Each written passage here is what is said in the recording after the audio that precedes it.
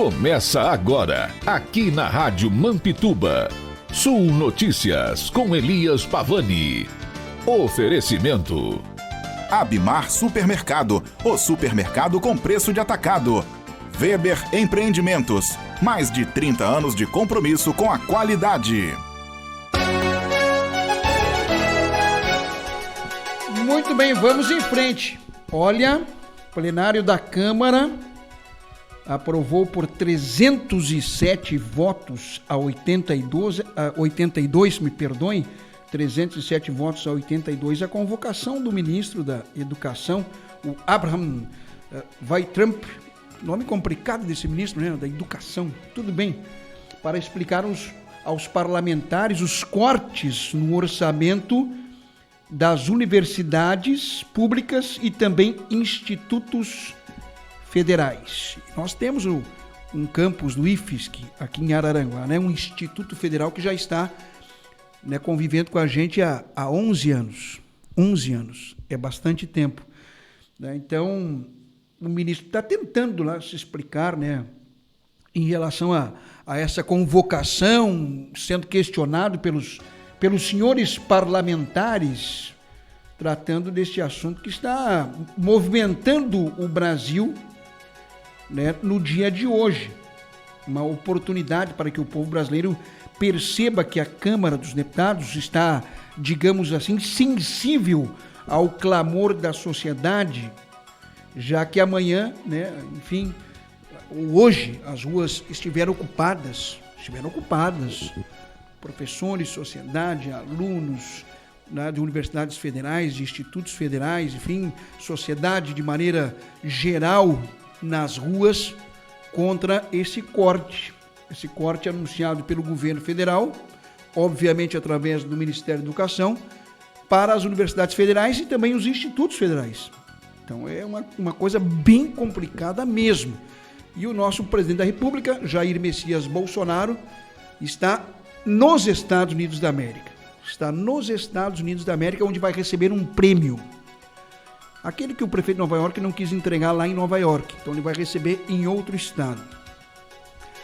O Brasil fervilhando e o nosso presidente recebendo prêmio no exterior.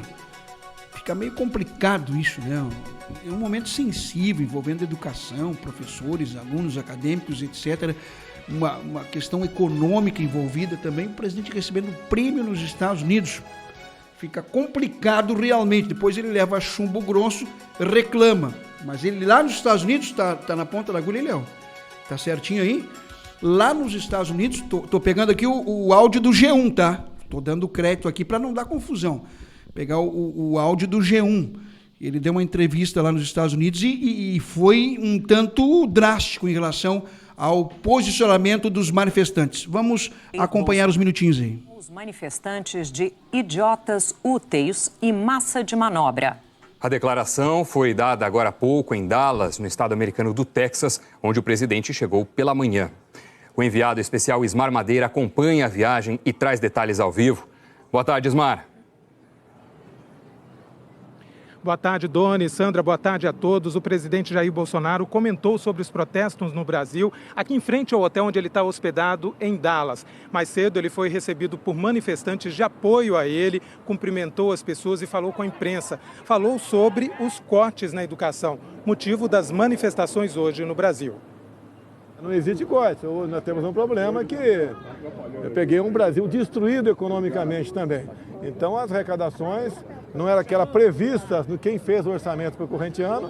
E se não houver contingenciamento, eu simplesmente entro de encontro, né, à lei de responsabilidade fiscal.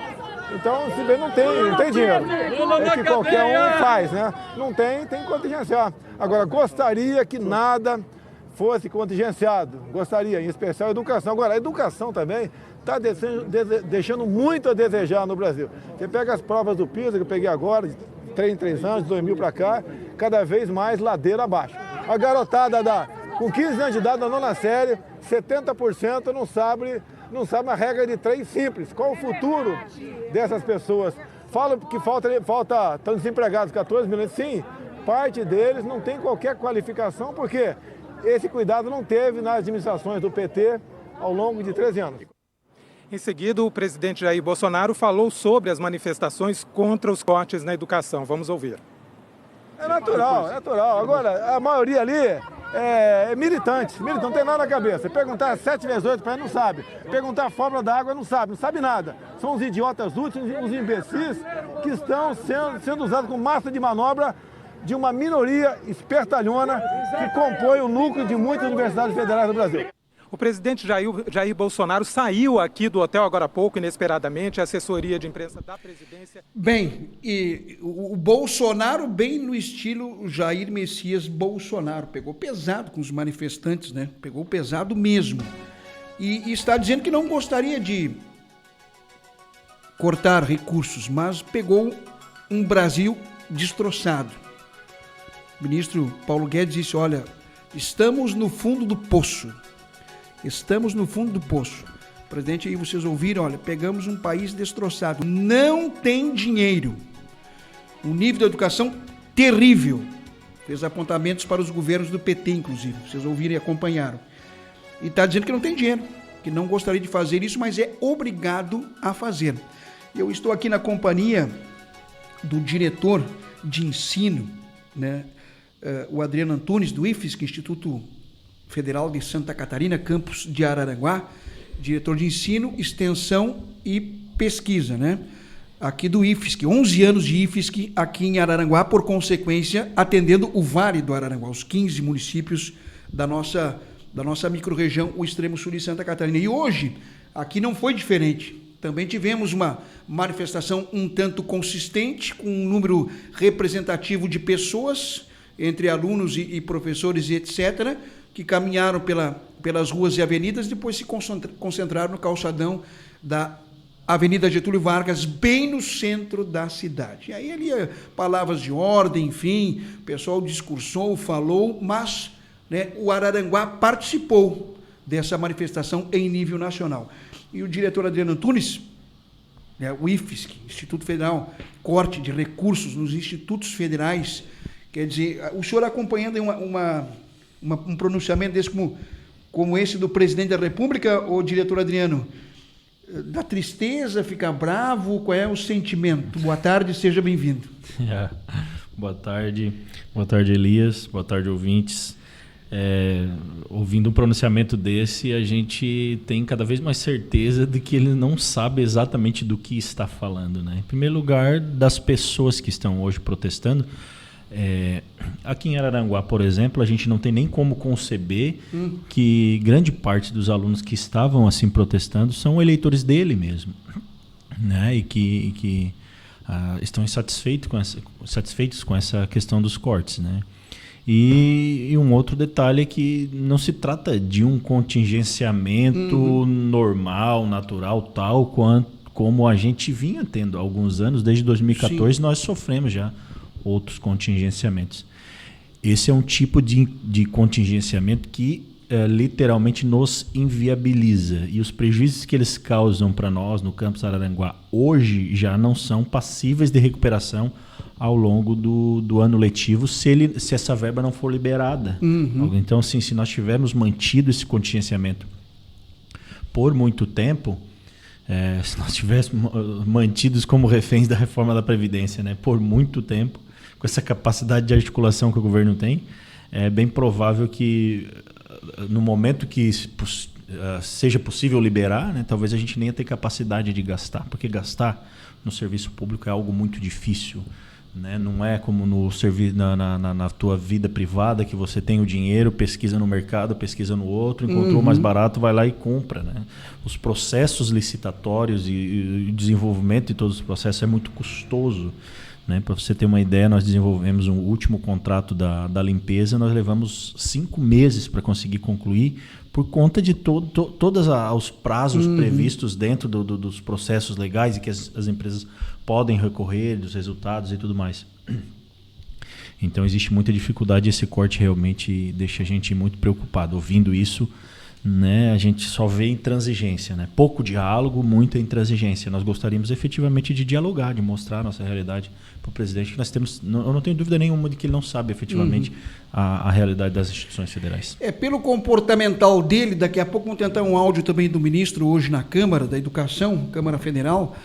Eles têm um posicionamento, como tu disse, um tanto firme em algumas situações drásticas. Isso mostra que eles não estão para a conversação, o diretor.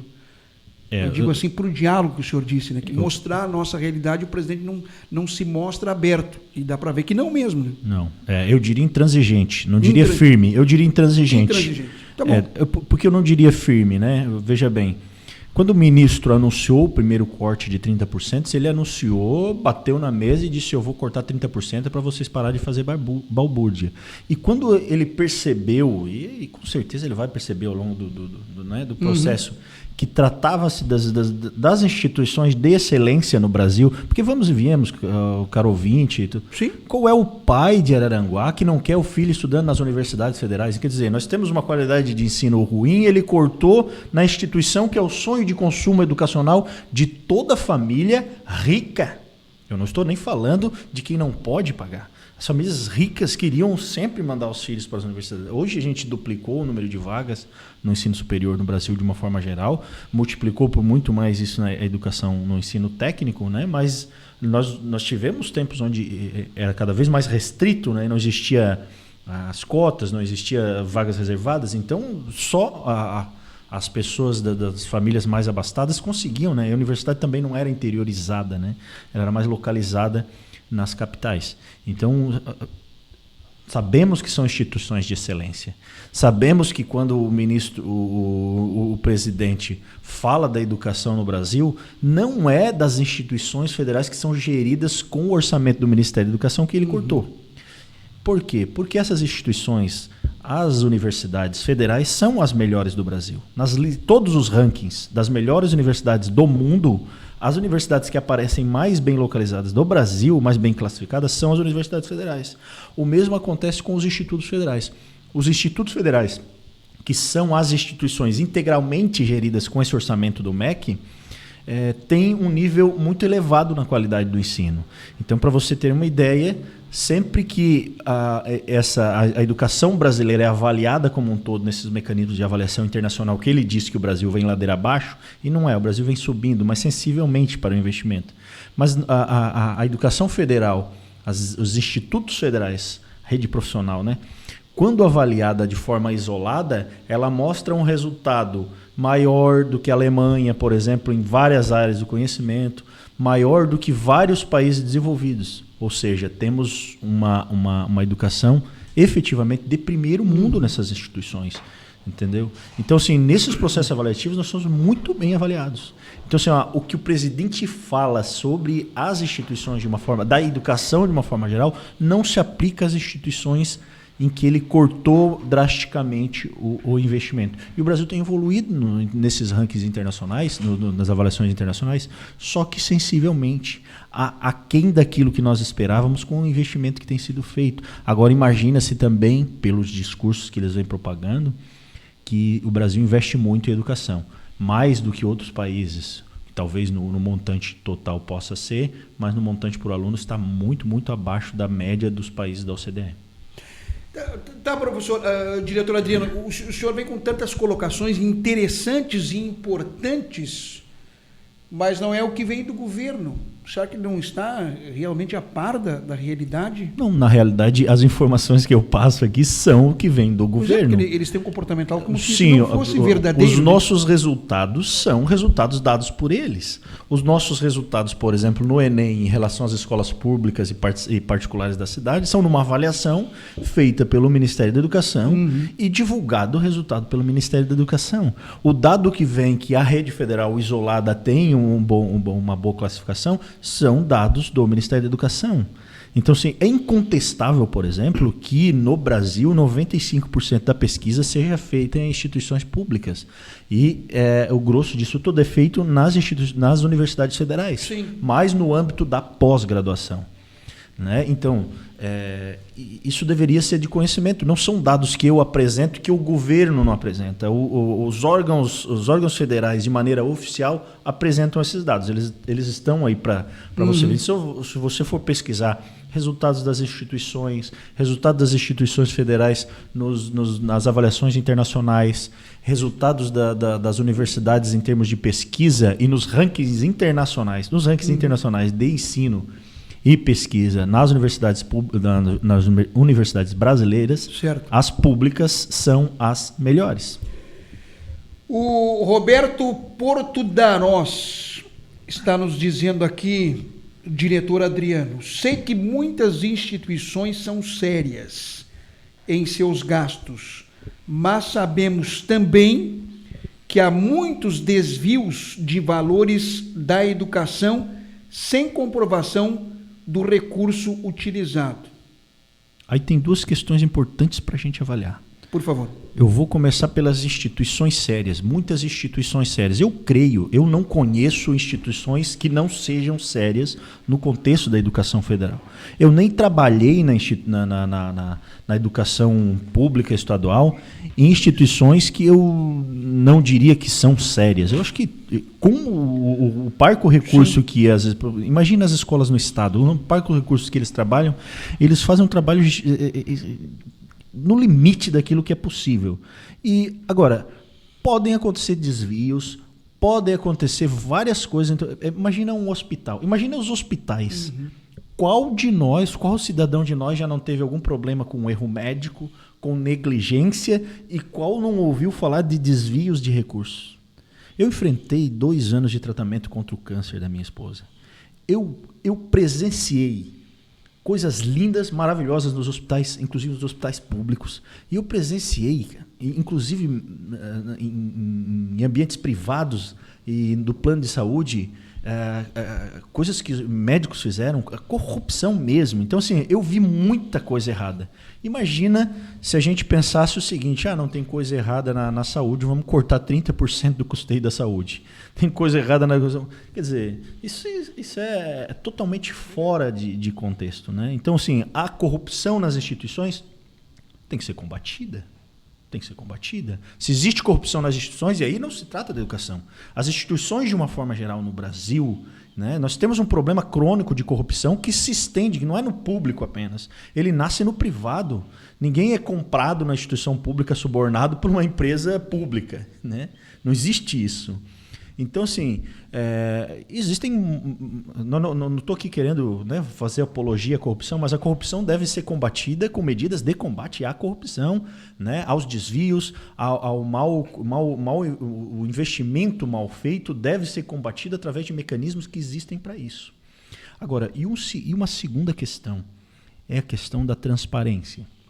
Quando os cidadãos perguntam para a gente, olha, mas é só prestar conta, é só mostrar onde está sendo gasto. Isso é a maior falácia que o governo pode dizer hoje, tá? Porque nós somos acostumados com uma cultura de não saber como é gasto o dinheiro público nas instituições. Acontece que há algum tempo, pelo menos desde que eu estou no Serviço Público Federal, mínimo desde que eu estou no Serviço Público Federal, nenhum centavo que o governo federal ou que alguma autarquia federal paga para qualquer cidadão ou empresa não está passível de rastreamento. Ou seja, ninguém no Brasil recebe 1 centavo do governo federal sem estar passivo de rastreamento. Hoje o portal da transparência te mostra tudo. Se você acha que o seu vizinho recebeu R$1 de alguma instituição pública federal, basta você saber o nome dele, pesquisar no portal da transparência e você vai achar o nome do seu vizinho, e você vai achar o CPF, e você vai achar cada centavo discriminado que ele recebeu do governo federal. Não existe falta de transparência. O governo faz os nossos pagamentos, aprova os nossos pagamentos, e eles são feitos todos via sistemas que são controlados pelo próprio governo. Ou seja, falta de transparência, falta de saber para onde está indo o dinheiro, não pode ser o caso, né? As pessoas têm que saber que hoje todas as nossas despesas são auditadas e são auditáveis por qualquer cidadão na frente de um computador.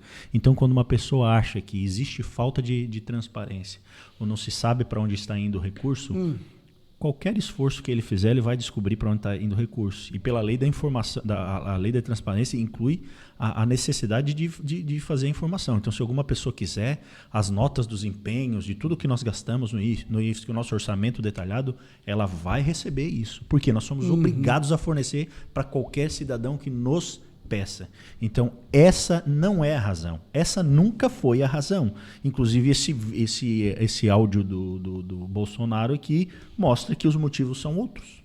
Né? Ele não está falando de desvios, de corrupção, ele está falando de balbúrdia, de questões ideológicas, de questões filosóficas, do ponto de vista dele, e não necessariamente do destino dos recursos nas instituições. Tá, e esse aparelhamento também apontado pelo governo, aparelhamento ideológico, político, existe realmente nos institutos, nas universidades? Eu pergunto para o senhor tem conhecimento de causa, é um diretor de um instituto federal importantíssimo em nível de Santa Catarina. Então o senhor, mais do que ninguém, sabe disso. Eu não vejo como a gente possa falar em aparelhamento ideológico. Né? As instituições não trabalham com referenciais ideológicos puramente políticos que não sejam científicos. Então nós estudamos referenciais liberais, neoliberais, liberalismo clássico na nossa instituição. Né? Nós estudamos mais esses referenciais do que o próprio marxismo. Hoje, no campus Araranguá, nós tínhamos grupos de estudos liberais. Araranguá deu 80% de votos para o Bolsonaro. Ele acusa as escolas, de uma forma geral, não só as federais, de doutrinarem. Que tipo de doutrinação se faz numa escola que dá 80% dos votos para quem diz que vai ter uma postura liberal na economia? Que tipo de instituições doutrinam? Então, nós temos grupos de amigos que passaram pela escola básica, desde a estadual, qualquer escola pública, que reclamam disso, inclusive, o tempo todo. Que tipo de doutrinação nós temos na nossa região, na nossa cidade, se 80% das pessoas aderem a um projeto político de extrema-direita? Se os professores das instituições federais são efetivamente doutrinadores, aí eles estão fazendo muito mal feito o trabalho deles. Porque nós não tivemos, nem nos governos do PT, nem nos ditos de esquerda, e nem nos governos de PSDB, então, todos eles foram dominados os ministérios da economia e políticas econômicas brasileiras sempre foram dominadas por referenciais ideológicos liberais.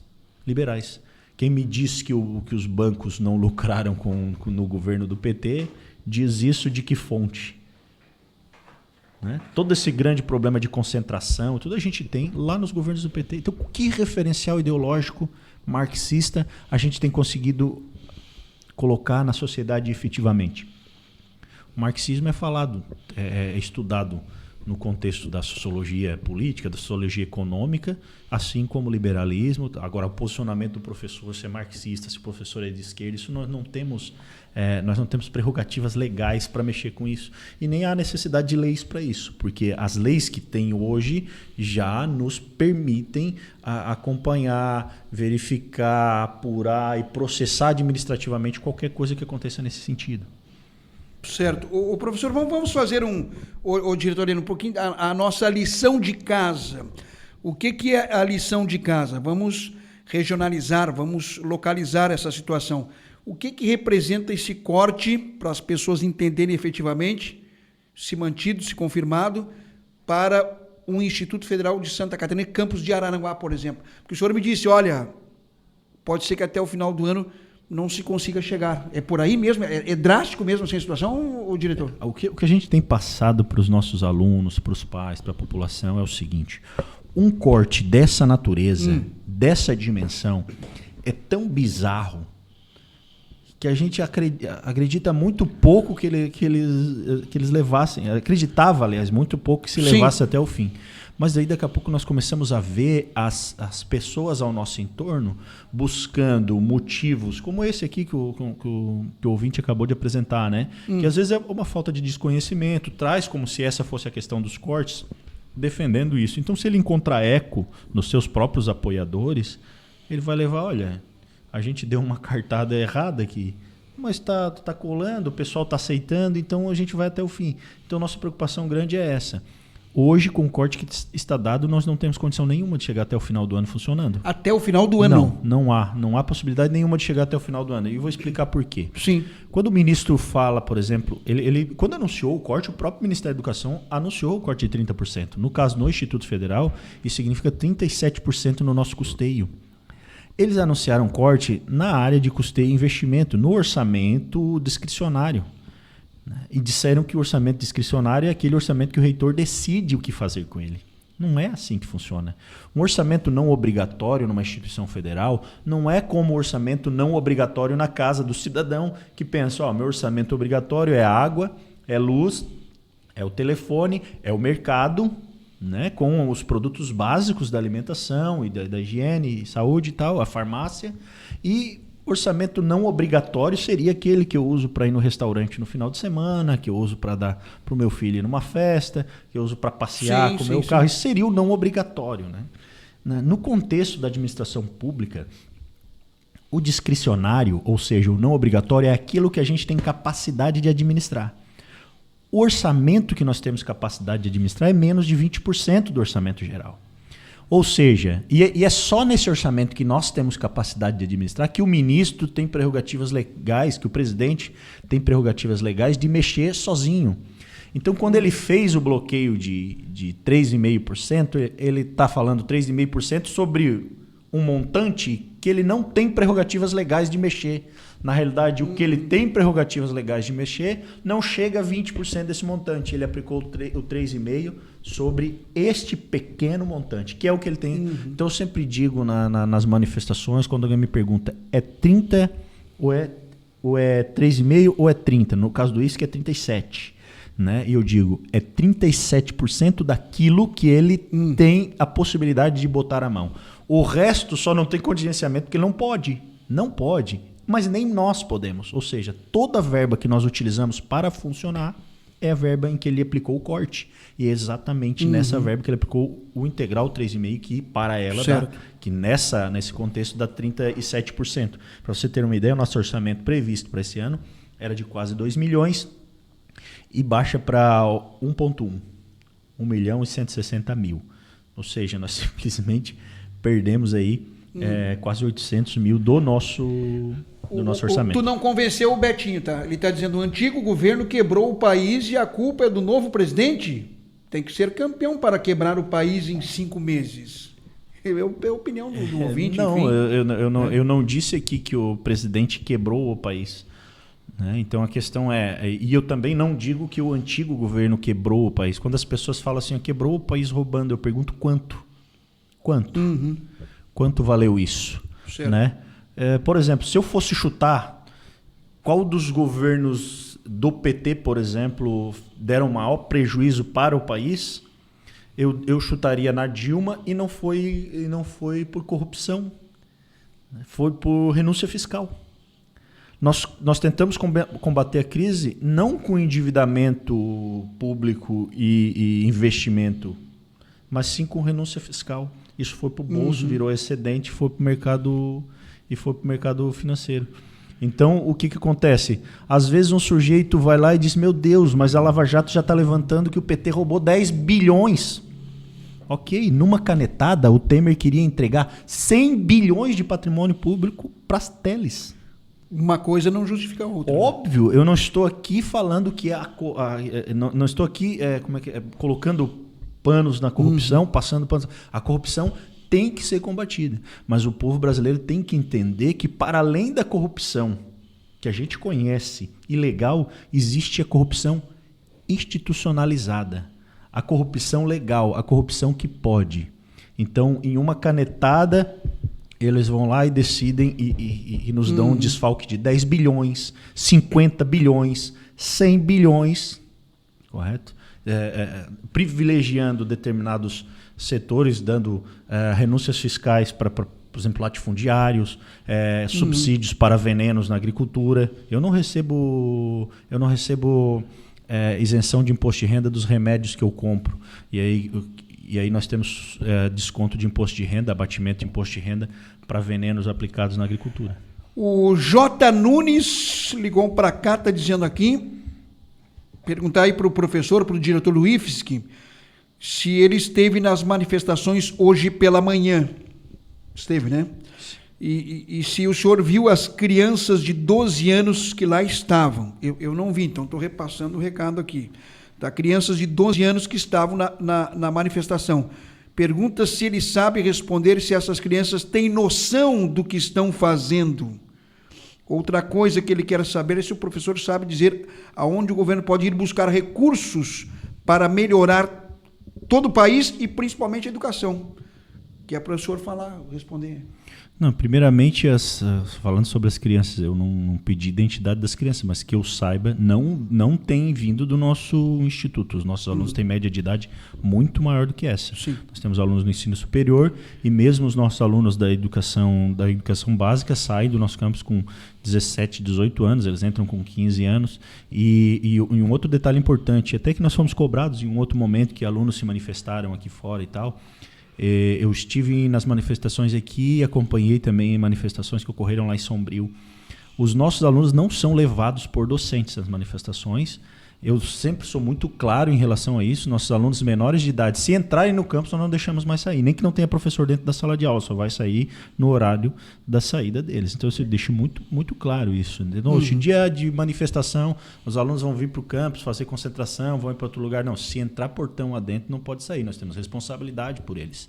Né? Então teve outro momento que nós tivemos uma manifestação com alunos lá, aqui no centro.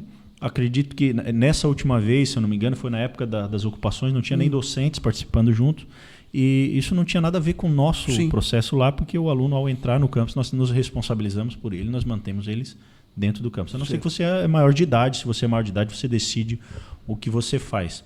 Né? De 12 anos eu realmente não vi ninguém e provavelmente não tinha muita noção do que estava fazendo, assim como tem gente com 50, 60, 70 anos que não tem a mínima noção do que estava fazendo. Na minha experiência, na minha concepção, nesse momento, por exemplo, o presidente não sabe o que está fazendo quando fez esse corte, porque ele nos inviabiliza totalmente. Ele nos inviabiliza. Eu acabei de dizer aqui que a gente fica com menos de 1,2 mi para tocar o orçamento do ano. E só o custo dos nossos contratos de vigilância, limpeza, manutenção de elevador, só os custos do nosso jardinagem, motorista, só esses custos que nós temos aqui, eles ultrapassam esse valor contingenciado. Todos eles ultrapassam esse valor contingenciado. Então não tem como comprar, não tem como pagar energia elétrica que é R$200 mil por ano. Então não tem como comprar um software, não tem como comprar um canetão, não tem como comprar folha, não tem como comprar nada. Um aluno, você imagina o que é eu ter um aluno fazendo aula de solda ou num torno CNC, que é usinagem computadorizada? Nós temos laboratórios de altíssima tecnologia equipados com um valor agregado lá dentro de 500 mil, R$1 milhão.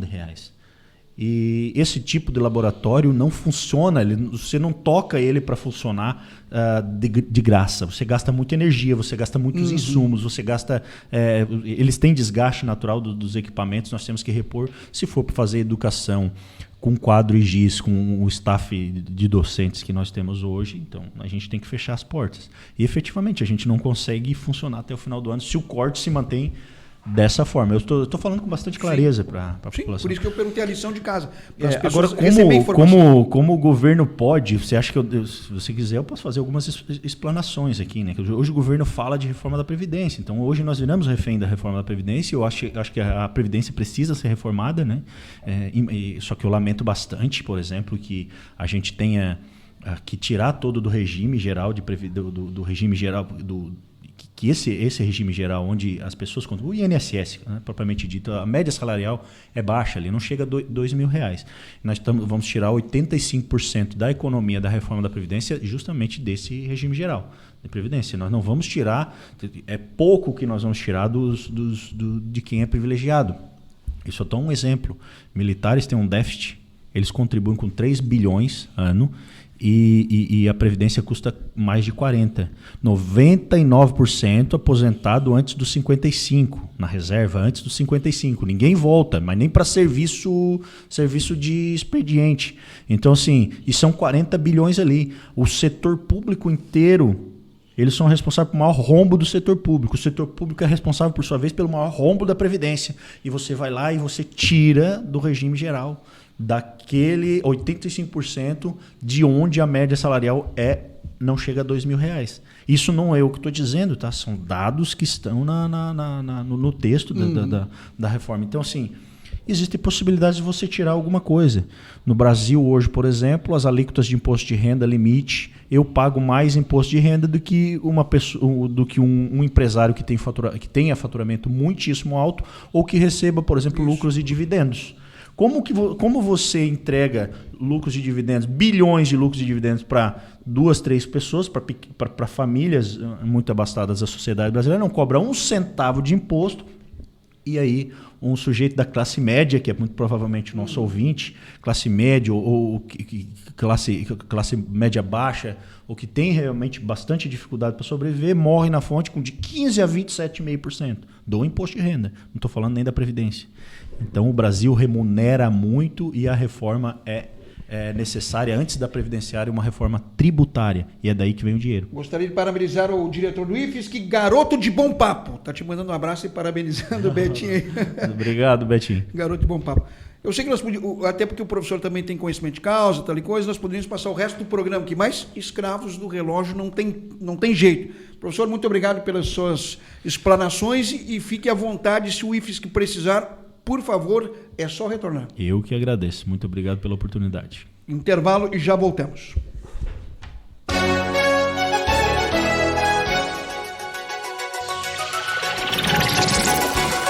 Estamos ouvindo Sul Notícias com Elias Pavani. Voltamos já. Oferecimento. Abimar Supermercado, o supermercado com preço de atacado. Weber Empreendimentos, mais de 30 anos de compromisso com a qualidade.